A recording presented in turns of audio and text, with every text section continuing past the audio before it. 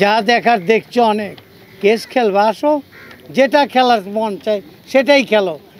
আমি 106 জনও বলবো না, আর 103 জনও বলবো না, যারা বাকি আছে আশা এখনো হয় নাই, হয়তো অনেকে বাকি, তাদের সবাইকে নিয়ে আমি শিল্পী সমিতির সবাইকে ধন্যবাদ জানাচ্ছি। কারণ আমরা কাউরে আলাদা করতে চাই না। আমি ডিপজল পর কয়েকবার বলেছি যে যাদের বাদ দেওয়া হয়েছে তারা যেহেতু একদিনের জন্য কার্ড পেয়েছে, তারা শিল্পী এবং তাদের শিল্পীর কার্ডটা ফিরিয়ে দেওয়া উচিত আমি মনে করি। তা আমরা সুযোগ আসছে, আমরা সবাইকে গ্রহণ করে নিলাম এবং বিগত দিনে যারা যে ভুল করছে তাদের আমরা ক্ষমা দৃষ্টিতে দেখে, আপনারাও ক্ষমা দৃষ্টিতে দেখে তাদের সাথে ধৈর্য ধারণ করে কাজ করে এগিয়ে যান।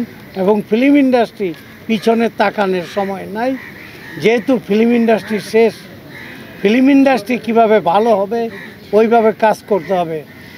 কাঞ্চন ভাই বলে গিয়েছেন পিকনিকে, গত পিকনিকে ওনার কথা শুনলাম, কি কি কাজ হয়েছে কি কি কাজ হয় নাই তা আপনারা শুনলেই বুঝতে পারবেন। আর যার কথা আপনারা বললেন তার তো বাপরেই অস্বীকার করে, তে ও কার জন্মের ব্লাডের প্রবলেম না হলে কেউ এটা বলতে পারে না। কারণ ও যাকে তার মুখ দেখলো, যাকে তার চিনলো দুনিয়া, তার কথাই ভুলে যায়, তার দুনিয়াতে আর কি দেখবে ও।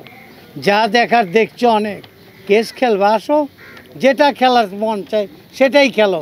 কিন্তু আমরা চাই একটা ভদ্রতা এবং নম্র সুন্দর ভালো বলবে ফিল্ম ইন্ডাস্ট্রিকে, সেই দিকে নজর দেন, ভালো হবে।